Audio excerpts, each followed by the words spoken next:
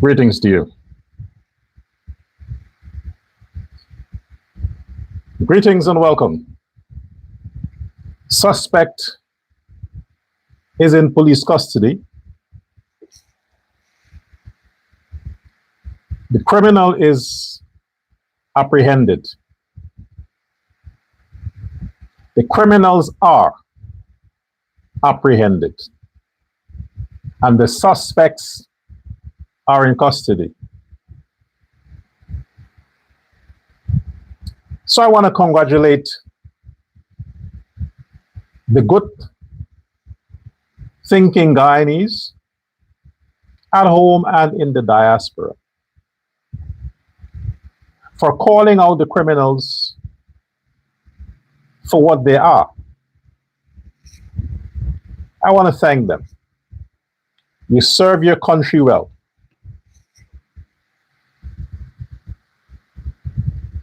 Now, what we do with the suspects, that's another thing.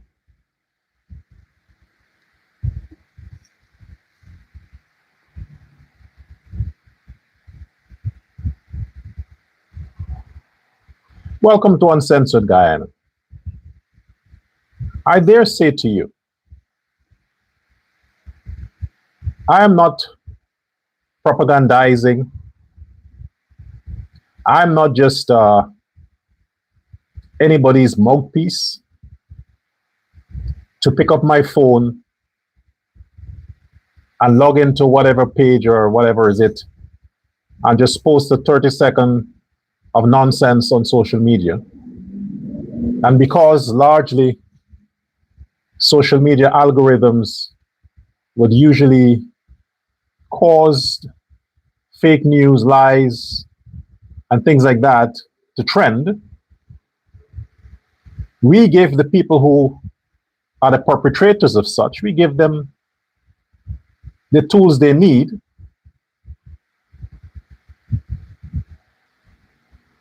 to trend. How does that serve the rest of us?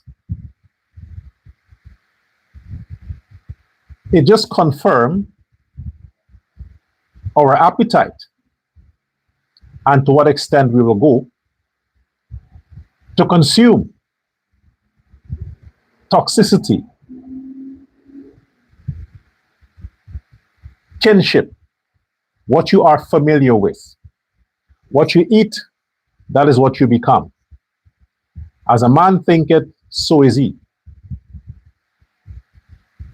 As a woman fantasizes, so is she. So we have the Melly Mel case. We have the Azruddin Mohammed case.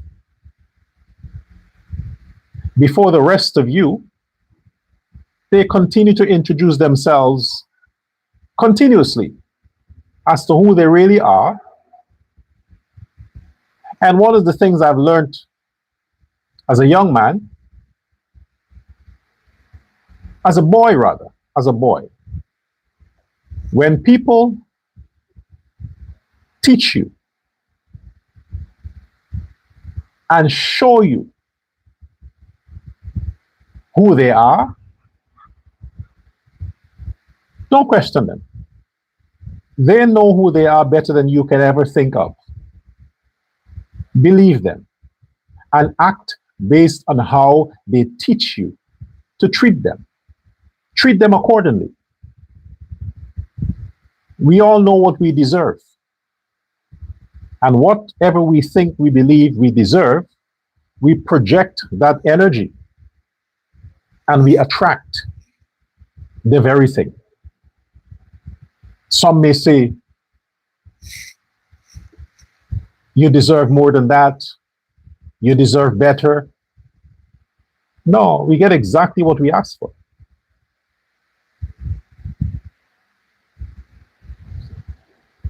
Welcome to Uncensored Guyana. I'm Dr. El Prasad. I want to start off today with this. This is a program. This is a show, a program. This isn't like the Wind Camp and supporters of Azruddin. They take a phone and they just stream some shit or share some nonsense. No, I'm a professional, an academic, a genius. This is a show, a program. I do not categorize myself as a podcaster, broadcaster, whatever it is. I've been doing this for years. Studied it, wrote about it, taught on it. So when I have itemized things I need to deal with, I deal with it according to my agenda.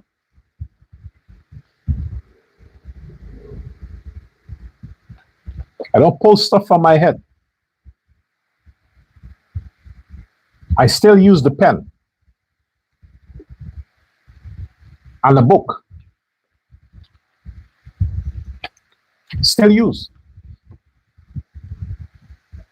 Because it helps my brain when I write, it helps my brain. It helps me to think and my brain to be active. I don't always type.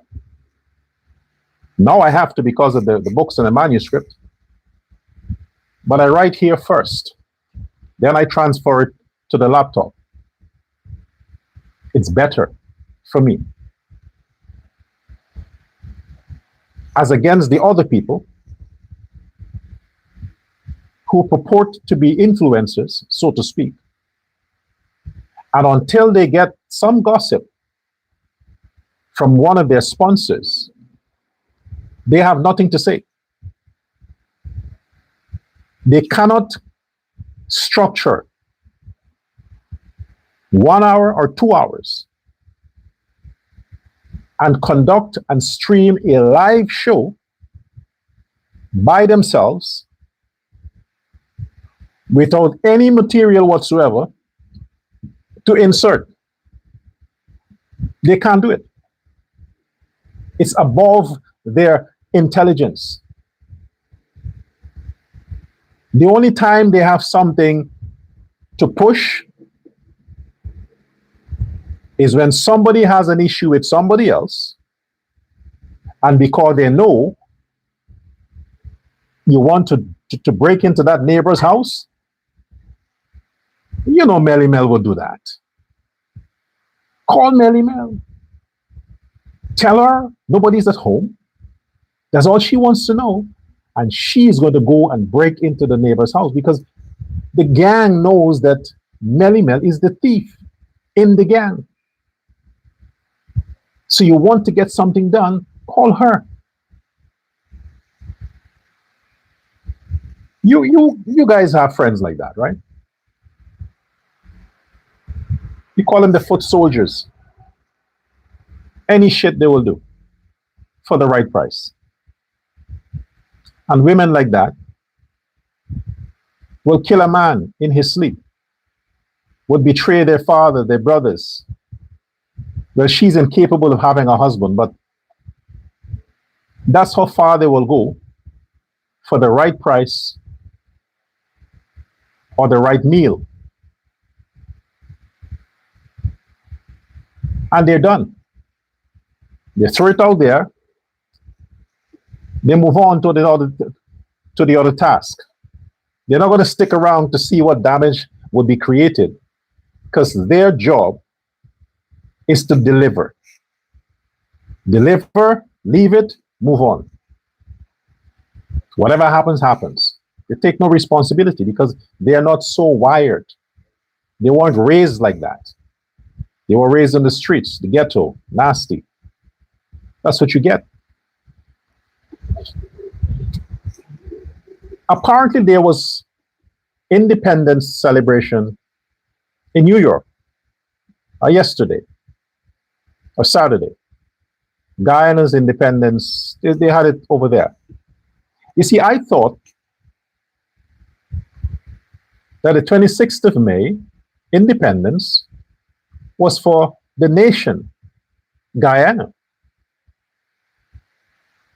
from the British independence. So the Guyanese were celebrating that anniversary, that on this day we gain independence. But when I injected and I said that the Irfan Ali government should change the day from the 26th to the 23rd of April, because it was the 23rd of April when Guyana under Chedi got its independence, when the elections were held. The 26th of May was scheduled and anointed by Forbes Burnham to celebrate freedom from Indo-Guyanese, to celebrate the fact that the massacre happened on the 25th. So the eve of the day Burnham allocated, it was not to celebrate the independence from the British. It was to celebrate the blacks' independence from the PPP. And as a result of that, he owned it. And a preview to come was the fact that he was on the 23rd of February, his birth anniversary. And as a result of the sacrifices he had to make to achieve what he had achieved, being dominant of the country, the blood sacrifice he had to make, the obvious sacrifice Burnham had to make, was at the expense of other Guyanese citizens who doesn't look like him. The Indians.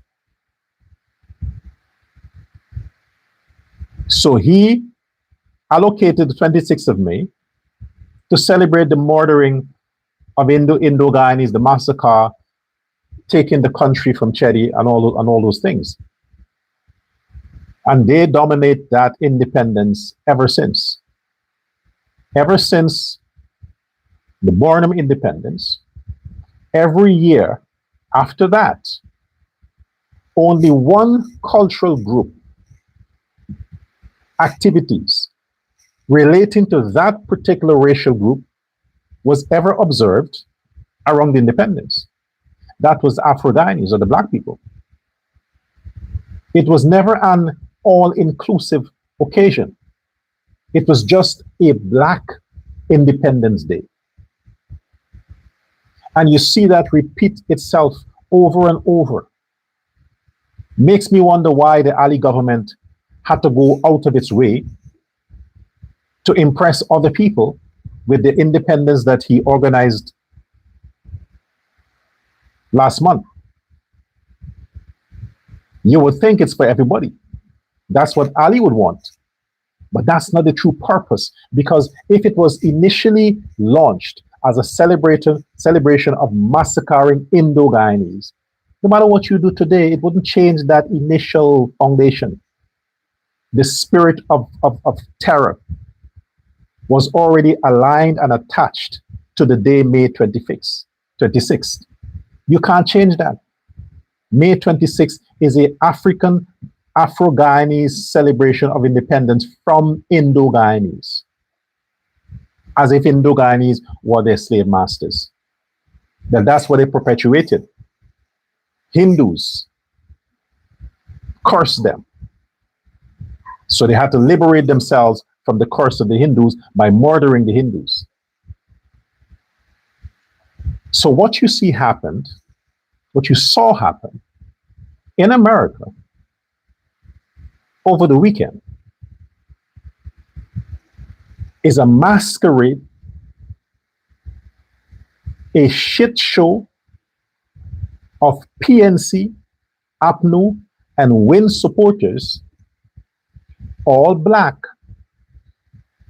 celebrating Burnham's independence, Burnham's anniversary, Burnham's ritual, Burnham's ceremony that he himself had thought of, initiated, and put together for the murder of Indo-Guyanese.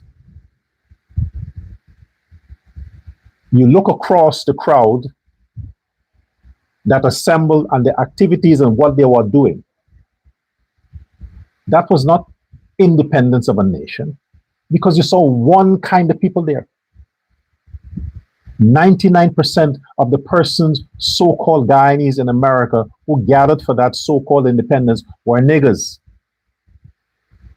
99% were niggers, all fucking niggers.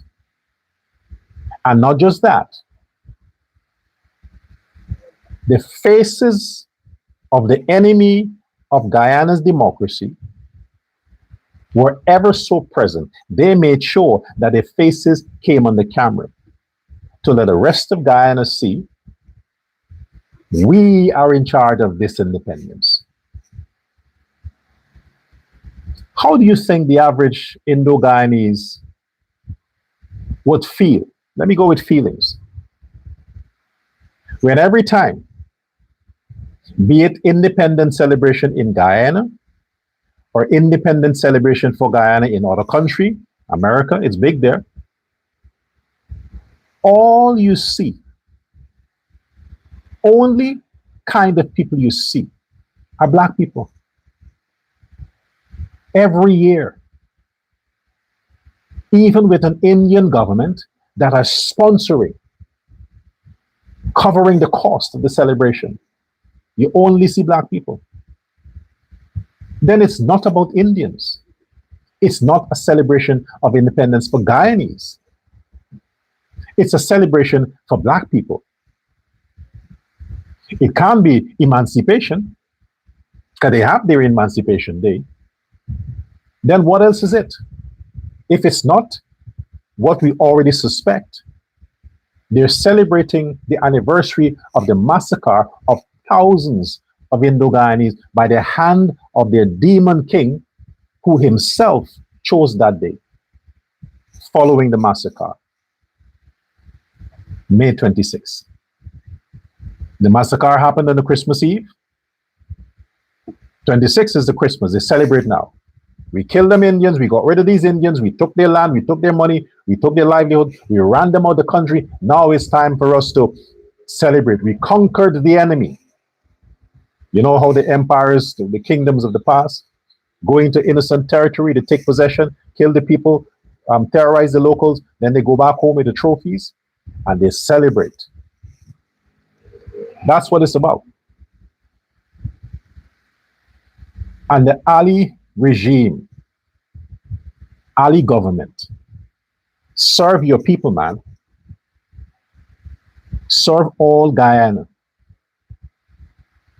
You have the majority of the parliament. You're going to convene the parliament to discuss the president's pension, to discuss non-significant issues and issues that really can affect unity and nation building in the country, like the issue of crime, the death penalty, punishing criminals, and choosing another day, go back to the original date of when Guyana got its independence. Remove the day from May 26. Remove the day from May 26. Is that so hard to do? You need the parliament to vote on it. Oh, fuck, man, you have the majority. Exploit it while you can. Because when the PNC was in power, they repealed a lot of the laws that was approved in Jagdeo time, in Ramatar's time. They repealed it. They changed it.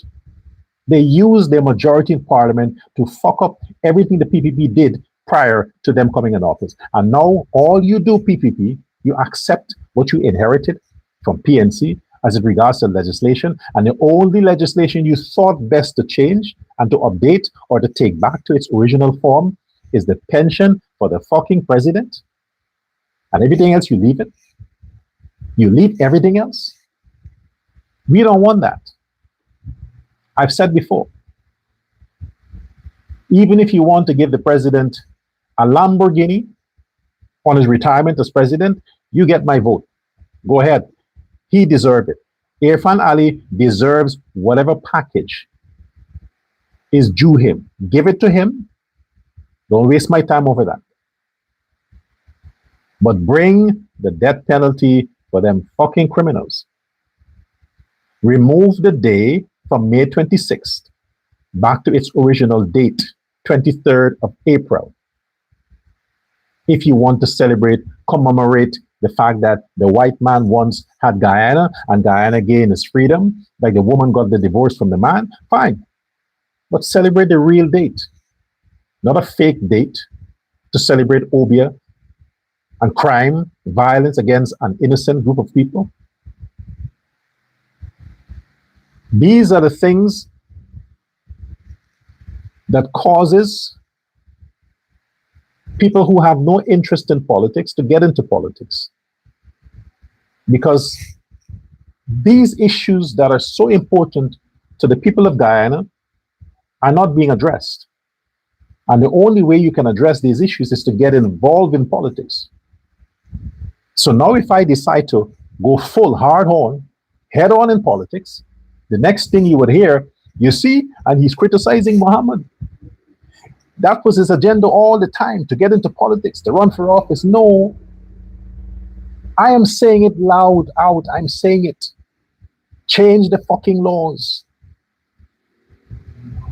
But if this entire period of Ali's regime and these laws aren't changed because he doesn't want to offend somebody, then the fact is the fact. An entire celebration in New York. And the only people focused and amplified on this so-called Guyanese independence were black people and PNC people, and the hustler win. Azruddin Mohammed, his bitchy, whorish sister, the prostitute who likes to fuck around, the cheater, yeah, the hypocrite, Hannah Mohammed, on behalf of her brother, snatching the souls of dead children to capitalize on. They're soul snatchers. Is that what these parents do? They barter their souls to Muhammad for support. So when he needs political score or mileage, or he wants to use the spirit of the innocent children, he used their pictures, their images to bring sympathy and attention to himself, like he helped these children, he helped these victims. What does WIN has to do? A party that is 3 months old has to do with Guyana's independence of 60 years. What relevance is their place there? None. But because they can buy their way with the monies that they owe the country,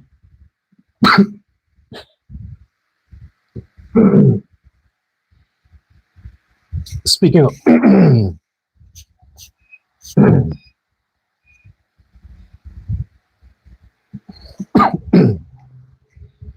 went in the wrong hole. Speaking of Obia, see, pretty soon you can't call Muhammad's name. Pretty soon you will not be able to call his name, because the name would be so heavy, you can't call it. So I thought I'll highlight that. I thought I'll talk about that. That black celebration, independence celebration there, only for the Negroes. I want to commend Hazim is his name, the pastor. Pastor Hazim. It happens to some of you sometime, right? You know, when you're talking and you're trying to swallow your saliva, it goes into the wrong track. Then it shoots up back and it happens. I want to commend the pastor for responding and shutting down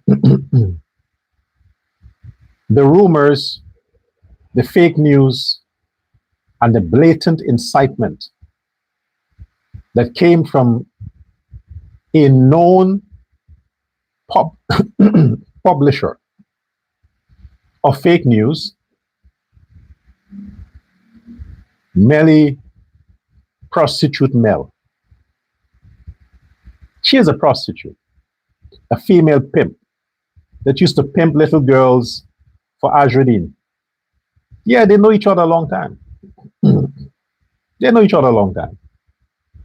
She has been prostituted since she went to secondary school. And the fake news the fake allegation she made against a teacher of School of the Nations, I think one of the schools, that when she was 17 years old, this teacher wanted to fuck her. I mean, come on, smelly smell. You've been fucking since before you had your period. So what's this shit about you made allegations that some teacher wanted to fuck? I mean, seriously, a teacher gotta approach you? I thought that's what you do. You sell pussy to get grades. I thought that's what you did. And because the teachers didn't want to sleep with you, you made these false claims because you failed your classes. You failed. You had to get out of school.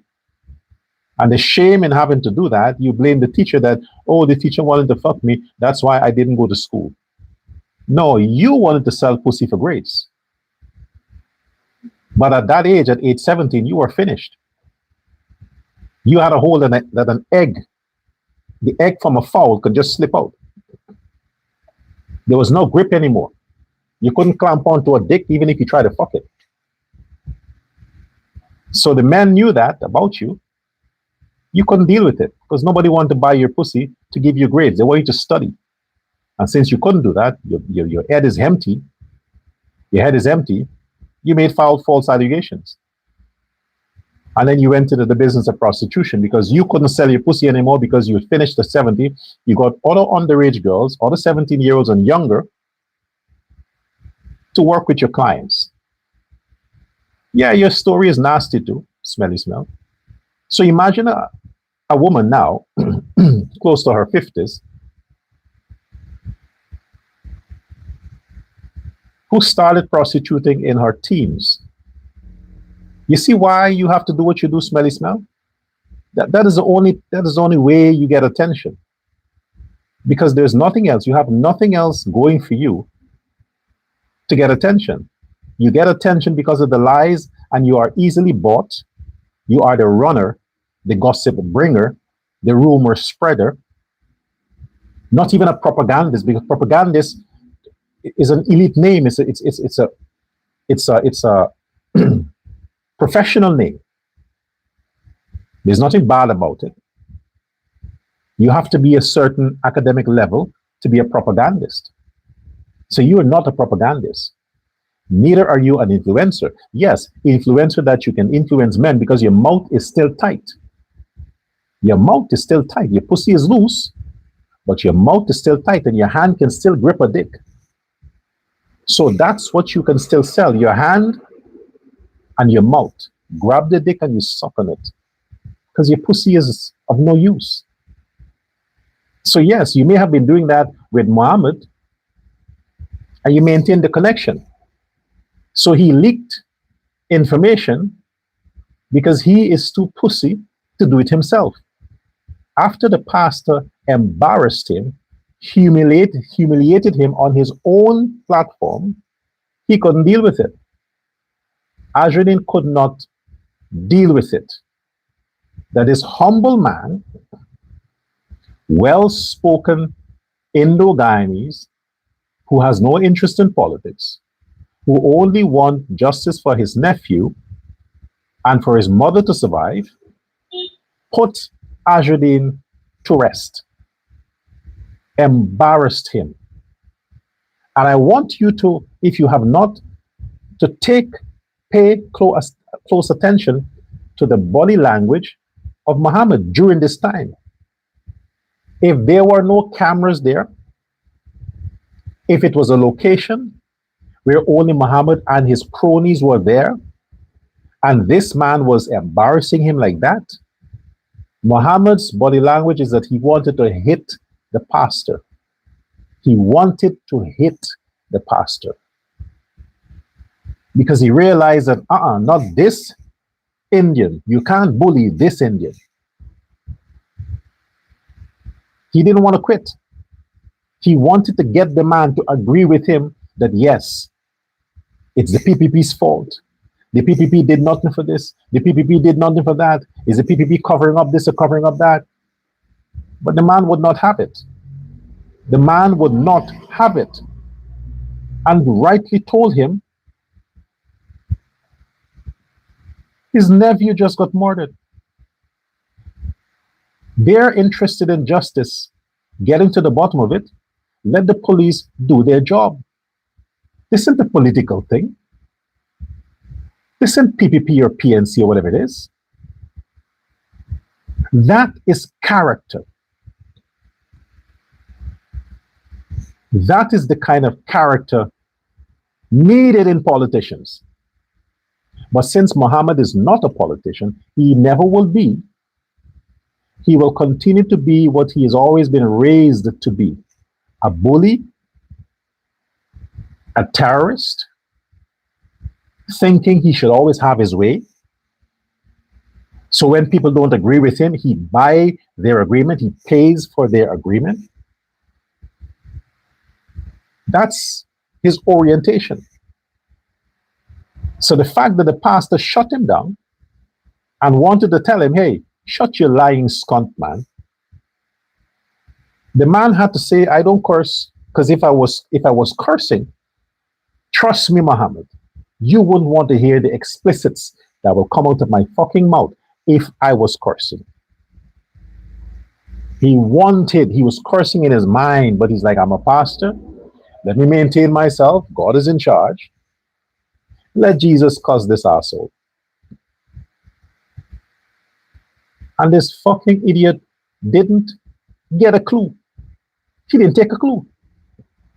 He still tried to convince everybody that this is the PPP's fault. The PPP only gave a tent and some chairs. Then why the fuck did you sit on the chair, Muhammad? Why did you sit on the chair that you just picked up and threw down? Why?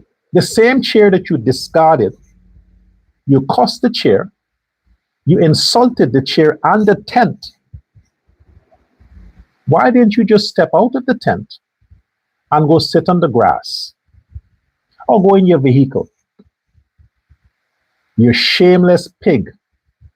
You didn't do that. The same chair that you picked up and threw down, that's the chair you sat on when your weak ass pinter legs got tired, you couldn't stand anymore. You sat on the same chair. Shameless pig.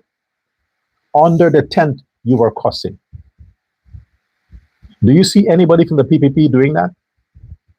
Do you see anybody from the PPP going anywhere that win organized? They don't.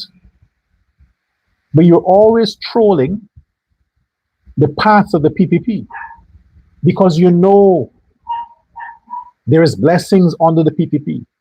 But since your criminal self can't find any way access to the blessings you once enjoyed, you're walking, like a roach to see whatever crumbs falls down after the PPP's people would have passed to pick it up. Shameless pig, Azruddin Mohammed. And you couldn't say what you had Melly Mel say.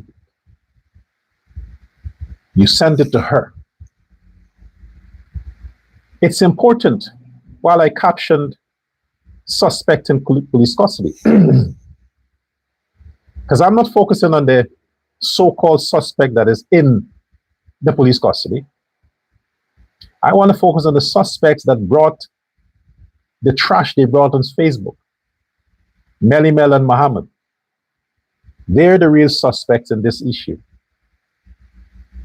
They're the ones who are responsible for most of the crap that comes out in the toxic environment in Guyana, the ghettos, calling for revolution, wanted to hijack this situation for political scores.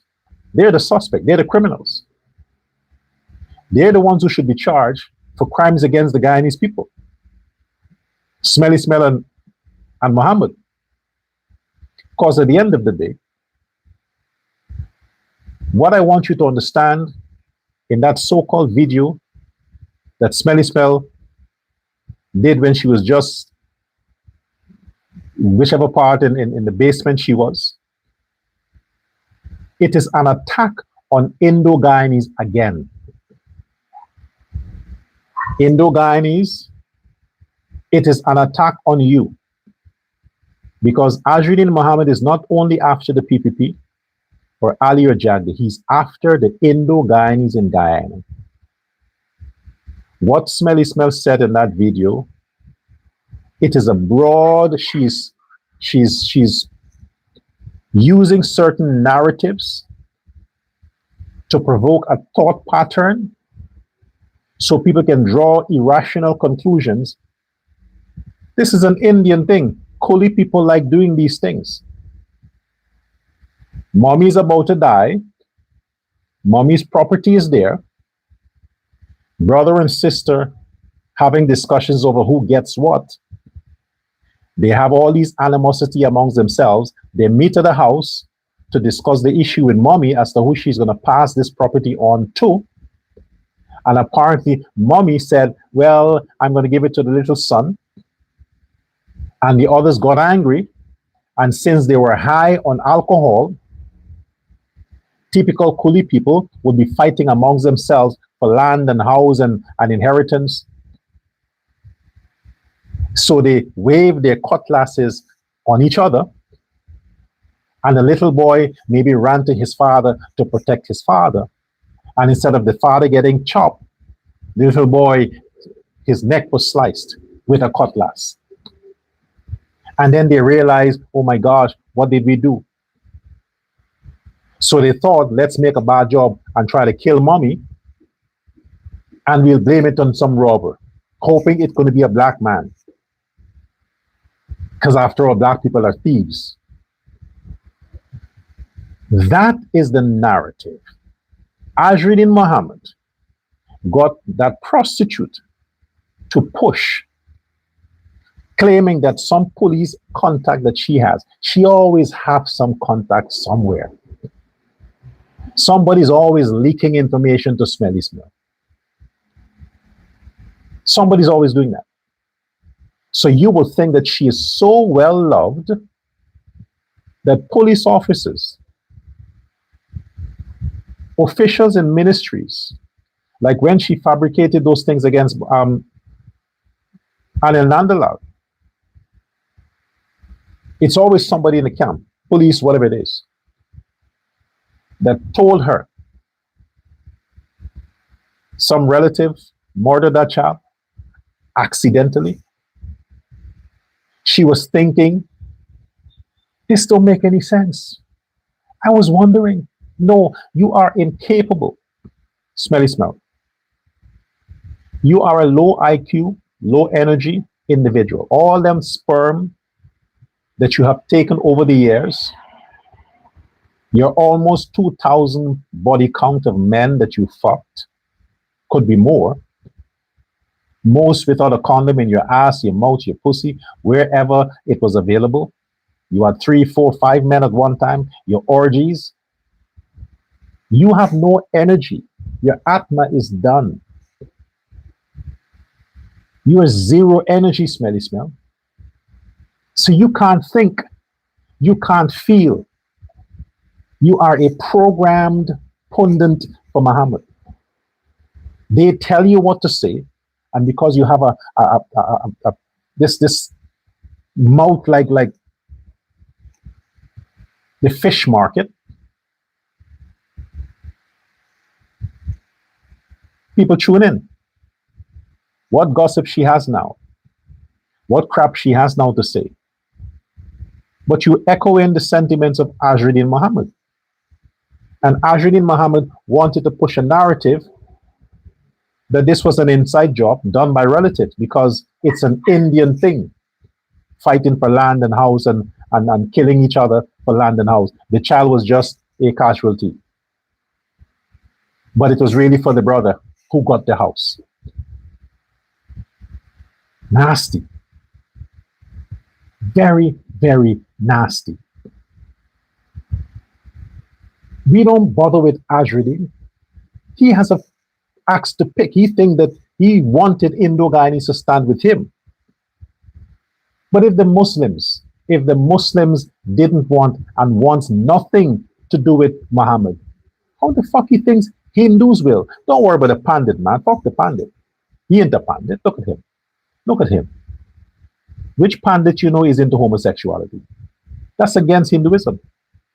So any pandit that subscribes to that, he's not a pandit. And the man that is running after Azruddin's ass, he's not a pandit. He's an ass kisser that got kicked out because he wanted to drain Gaisuku. But this is a poison that she was trying to push. It is a cultural thing. And already she was able to achieve that because a lot of the blacks that follow her, fucking niggas that follow her, they've been saying that. Indian this, Indian that, Indian this. I mean, that is the extent to the evil that these people entertain in their minds. The evil. The same narrative about the Adriana case. Oh, it's an Indian thing. They're always sacrificing people for money. Same narrative with the two blacks that drowned in the ocean. Oh, it's an Indian thing. Look at the flags. They always sacrifice people for money. Same fucking narrative. Every time. But you know why people get caught up in it?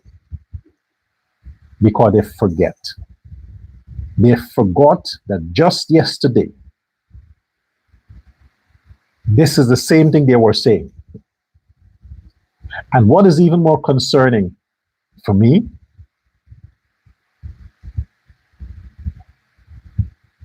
is that whenever there's a crisis where black people are murdered and the suspect is a black person, you can almost never catch them. You can never catch the criminal when it's known that it's a black person. Never. And following that, you get protest, looting, PNC showing up, this showing up, all the media coverage. A few days after this unfortunate incident with a child being murdered as a result of a robbery, you catch the criminal, the suspect, that quick, but you don't know the identity.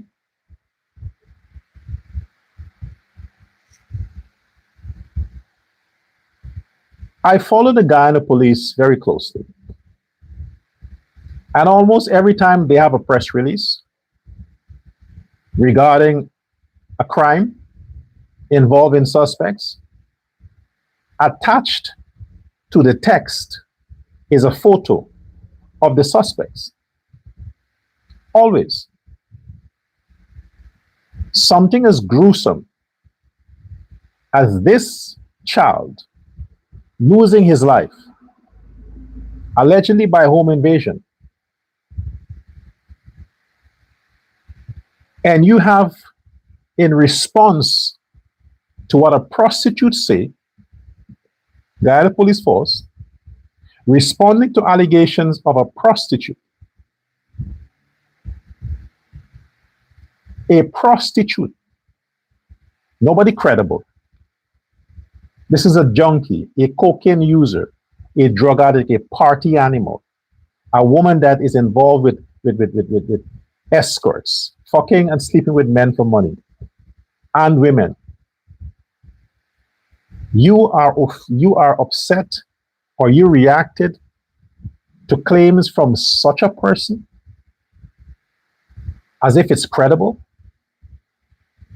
You give such a person attention knowing that she has a history of these kinds of made-up stories, always claiming somebody leaked something. She's sued for 100 million from the Attorney General. Balwan Singh Hospital, how much? I mean, these are things you know about this individual. And while you, the Guyana Police Force, chose to respond to a prostitute with a long text defending your senior officers, defending your detectives, trying to uphold the credibility of the force, claiming you have a suspect in custody, but at the same time, you didn't give a name of the suspect, just the age, 23-year-old. What's his name? What's his picture? Because if you have a suspect, you take a mug shot. Clicks. That is what is often released to the public following the press release.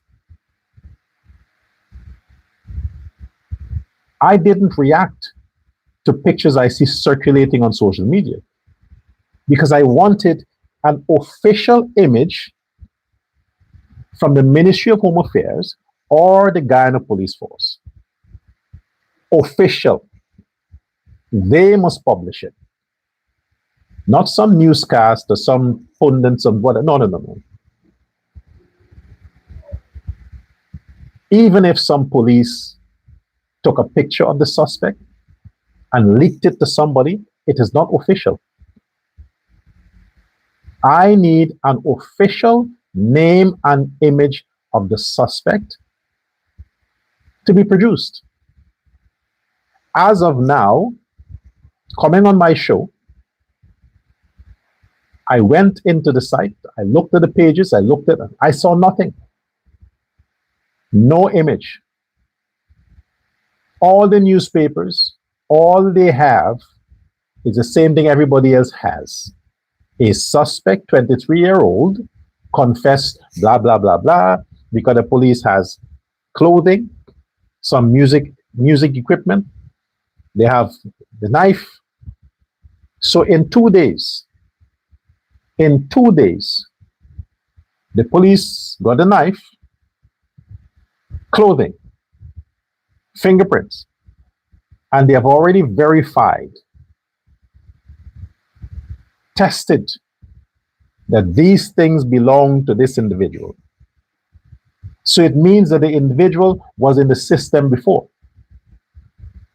So you could match the fingerprint to what you had before from this individual. Good. Where is the picture? Where is the picture? Where is the image of the individual you claim you have in custody? The suspect. Even if it's a suspect, you publish the pictures. You always do that, Guyana Police Force. Suspect, everybody does that. Pending investigation. So the public knows, okay, they don't have to keep looking. But unless you are not certain as to who you have in custody, you wouldn't publish the image. Unless all of this is to quiet the Indo-Guyanese communities, quiet them down. You don't want them to react, because if they react, it might be bad for the PPP. So since Smelly Smell came out with this shit, you got to get something quick together to say, hey, this is wrong, we have a suspect. Why wait until that video came out with her and the Mohammeds? Why not publish it from the time you got it? But still, there is no image attached to the statement, not even a name, since you have it in your possession. Let the public know the name and the image of that person, not the leaked one we see circulating of some mixed black and something Amerindian mix person that looks like he's a junkie, lives on the street. If you want to ask me my opinion, when I looked at the image that I see they posting as some suspect, I can't justify in my mind how the fucks this idiot that looks like this has the capacity to take a knife and slit the throat of a 7-year-old. Impossible. He is too stupid, looks too fucking stupid to do something like that.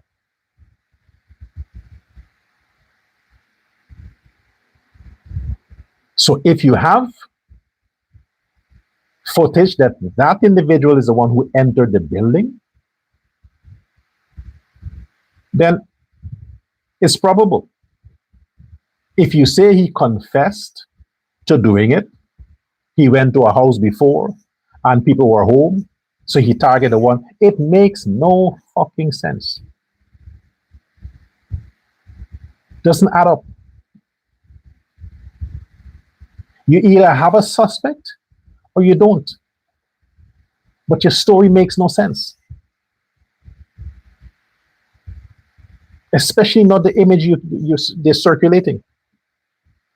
Look at that lowlife. That piece of shit. The only thing that makes sense to me is that he was not alone in the act, and somebody else who was older, more evil, did the act. And he had to take the rap for it. This isn't a lone idiot like that would want to go into somebody's house at that hour in the morning, knowing it's a neighborhood where you have the back neighbor, and no. He didn't act alone. So if he chooses to confess to the murder as you claim, he's covering for somebody else. And you should get the confession out of him as to who else was involved. And if you have the footage, the CCTV footage that you have always pushed out in public, then give us the footage of him going in the building alone, along with his image and his name. That's what we want to see. But don't try to quiet the Indo-Guyanese community when, if these things happen to the blacks, like in the Adriana case, when her own relatives were responsible for her death. What happened? What happened as a result of that? They didn't accept the narrative from the police. They created chaos. Chaos. Destroyed a whole community. It spread throughout the country. You are afraid the Indo-Guyanese will do this? If in fact they realize that the suspect is somebody other than the one you think you have in custody, and if that other one who might be at large doesn't look like the one you have in custody, you think it will cause a racial war? Is that why you're trying to play this thing so? Because I think if in fact more persons were involved in this, and if their identity is revealed, yes, it will cause an uprising, then serve the Guyanese people justice and let us know who else were involved. Let us know their identity, and whatever should happen, let it happen. If the blacks can rise up and fight for their justice, so can the Indians. So can the Indians. But don't come with this quick thing and say, oh, we have a suspect in custody because of what this prostitute had to say. We can't buy that. You are now empowering Azruddin and his cronies to keep pushing fake news to get your reaction. What Smelly Smell talked about is what her boss told her to talk about. This Caesar man, this Inspector Caesar, who is also accused of covering crimes up for Mohammed. A few months ago, last year, I talked about that, and I said, I don't give a fuck about Caesar. Most black police officers are corrupt. Most. They're for hire. So what is so special about Caesar? You know what I mean? Police officers in PNC time, commissioner of police, and all these people who are corrupt, used to take money to kill stories. You know how many? It's a norm, it's a practice amongst them. It takes a responsible Minister of Home Affairs to discipline and bring that kind of cleanliness to drain the swamp in the police force. But as long as you have the current structure, a lawyer turned Home Affairs Minister, you know lawyers. Lawyers are paid pundits when it comes to their clients. You pay them to lie. The easily corrupted individuals are lawyers and police officers. Camera Ramdatan.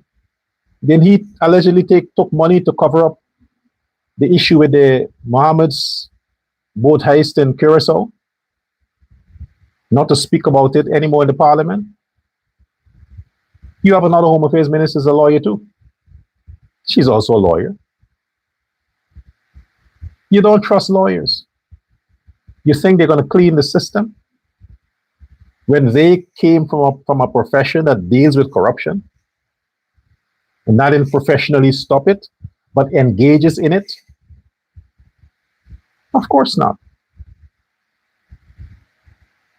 So don't fall back on Smelly Smell with her claims with Caesar and all these things because her boss has an issue with all these people who may have leaked information on his behalf, because Caesar would have had to give information to the FBI and the others about Mohammed's alleged implications in crime.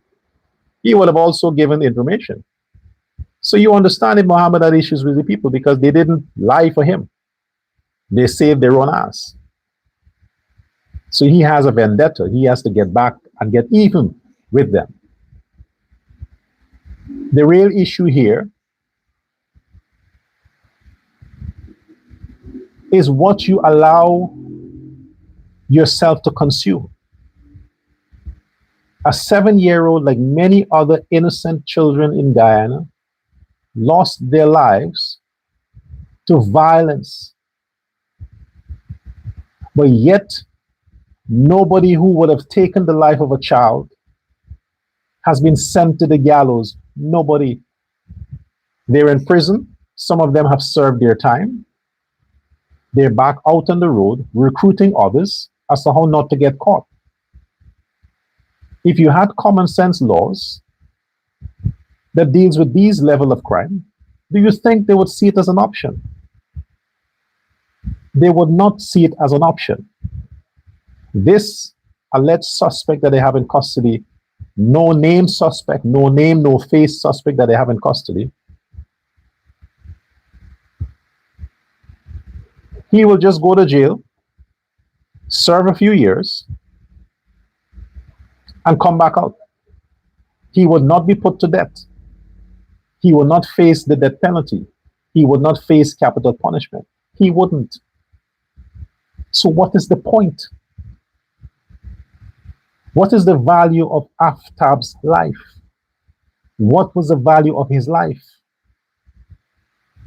Why can't we just put systems in place to protect the living so we don't have to look for justice for the dead? Let us protect the living that we have now. The only way you can protect the living is by having the structure, the legal framework in place so that people will not risk premeditatively taking someone else's life.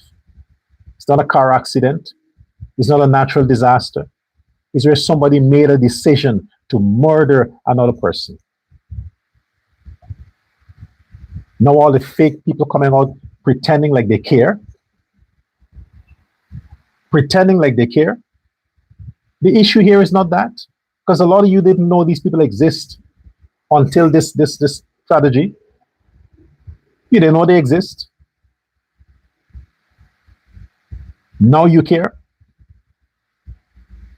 You, Guyanese, the voters, should have shown that you care about the life of an innocent child years when children were slaughtered. Should have pushed your government to implement stricter laws. Now we have another child slaughtered, and Child Protection Agency coming out with a statement, Ministry of Social Services coming out with a statement. What the fuck, man? It's useless.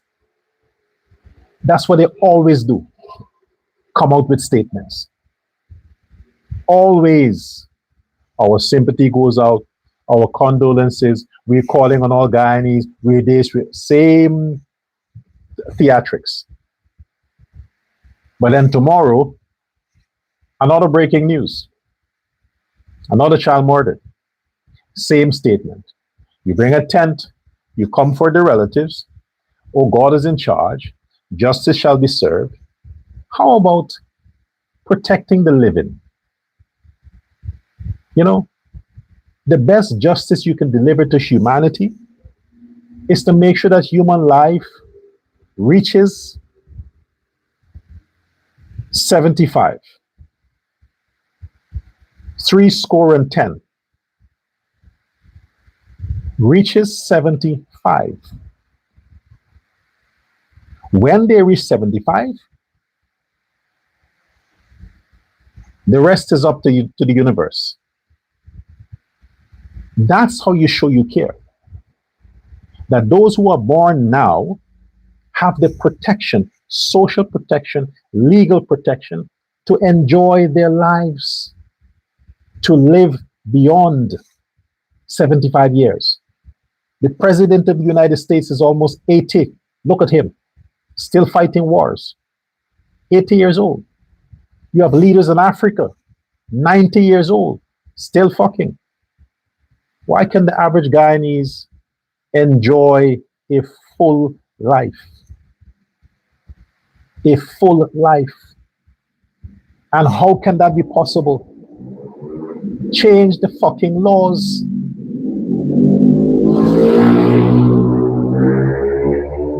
When they kill people, kill them.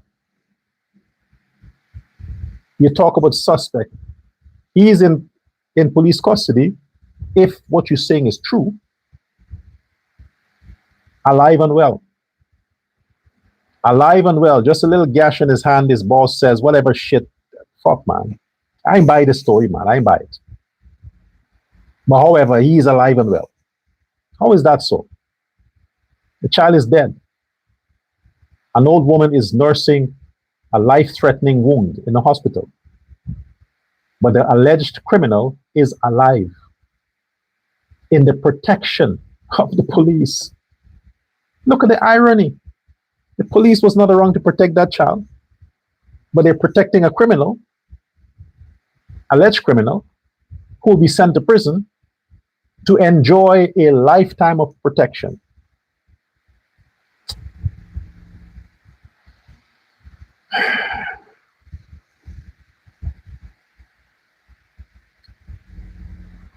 Let me say this.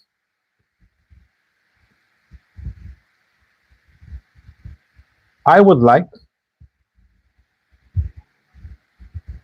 the suspect in this child's murder to be put to death.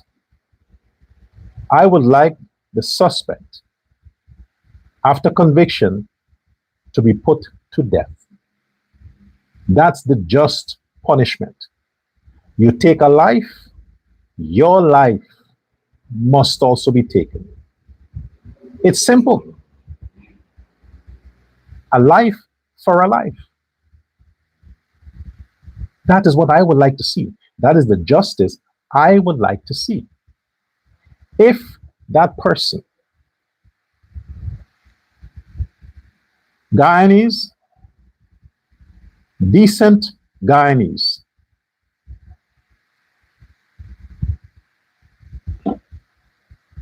one second.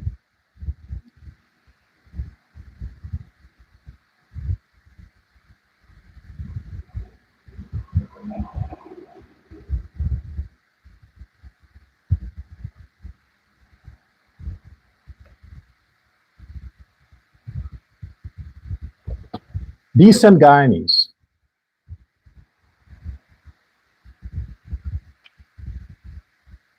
if that person doesn't get a significant life in prison because they don't have the laws for death penalty. If the person doesn't get a significant life in prison,